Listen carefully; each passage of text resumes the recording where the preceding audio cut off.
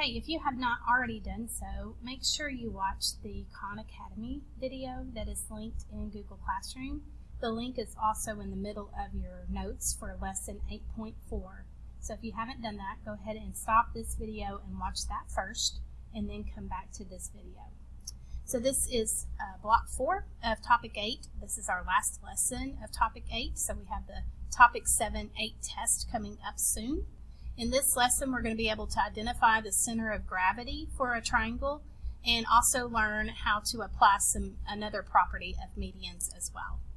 So question 1 in your notes should just be a review. The centroid, remember, is the point of concurrency for the what segments of a triangle. Well, these segments start at a vertex and go to the midpoint of the opposite side. I can tell P's a midpoint because of the tick marks on either side of point P. Also, AN is a median and BM is a median. Again, vertex to midpoint. The intersection of the medians is what is called the centroid. So the centroid is the point of concurrency for the medians of a triangle. Question 2 is also a review. The centroid divides the what into two segments with what ratio? So remember, the centroid is the intersection of the medians, so it divides the median into two segments. So CD is a median. The centroid here is this point, I guess that's maybe an S, and so it divides it into two segments, CS and SD. The two segments have the ratio of a 2-to-1 ratio. From the vertex to the centroid is twice as long as it is from the centroid to the midpoint.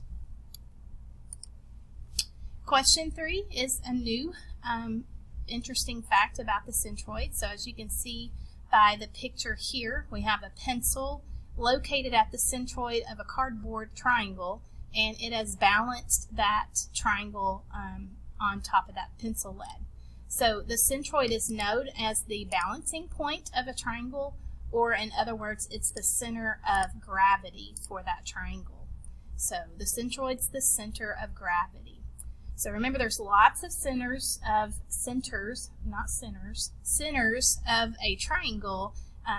It's not the center of a triangle, but it is the center of gravity, the one that you can balance the triangle at. So here's that link I was telling you about that you need to watch that video, and this is what you should have learned in that video. The three medians of a triangle divide the original triangle into how many smaller triangles? Well, you can see they're numbered here. It's a total of 6 triangles. And you should have learned something special about those 6 triangles. And the special property is that they each have the same area. So they have equal areas.